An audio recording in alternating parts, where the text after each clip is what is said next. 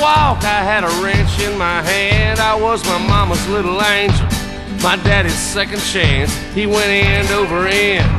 The first year he went pro and he lost part of his eyesight, so he couldn't race no more.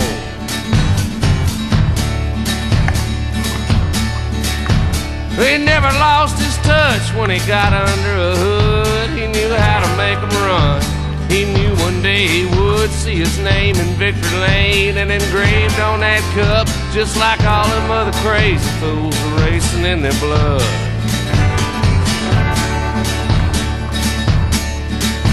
He'd put me on his lap when he'd drive and I'd take the wheel, and he'd say, "What do you think about that, son? How does she feel? You just wiggle them little legs, get long enough to reach the gas. Once you put her on the floor one time, there ain't no turning back."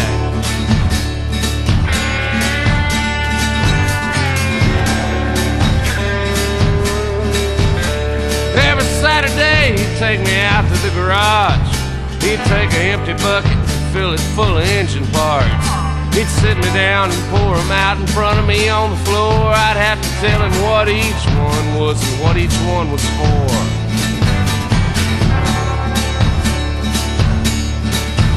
We'd jump in his old car and go down to the race that night. He'd tell me what each driver was doing wrong, what each one did right. He could always pick the winner before they ever took a curve. Number 3 might have the car, but 43's got the nerve.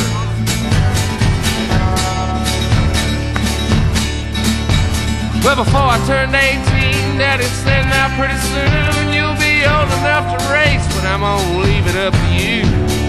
Taught you all about it, taught you everything I know. You gotta have a car to do it, and you gotta work and buy your own.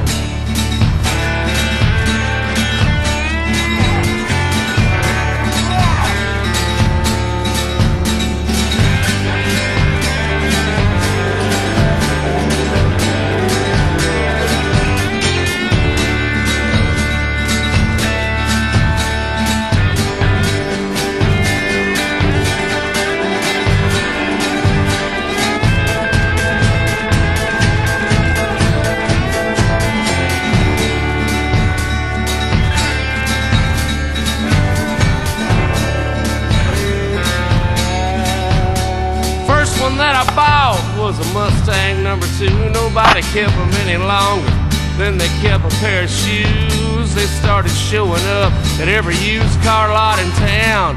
A V8 on a go-kart, easy terms, no money down.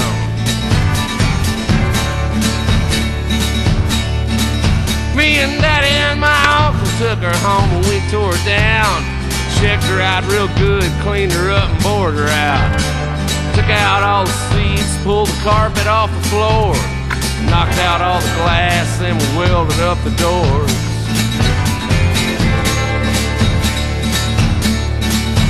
Well, the first time that I raced, my qualifying was a shame. I started out way in the back and came back about the same. Pulled her in the pit, couldn't look my daddy in the eye. He said, "If you quit now, son, it's gonna haunt you all your life." See, it ain't about the money or even being number 1. You gotta know when it's all over, you did the best you could have done. And knowing that it's in you and you never let it out is worse than blowing any engine or any wreck you'll ever have. Since then I wrecked a bunch of cars and I broke a bunch of bones. It's anybody's race out there and I learned to run my own. I'd shove them in the wall, and I'd hit them from behind. I'd let them know that I was there. I'd let them know that track was mine.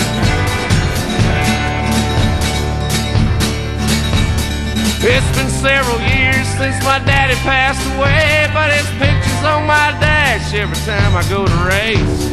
I lost more than I won, but I ain't gonna give up till they put me in the ground. Her daddy's name is on that cup.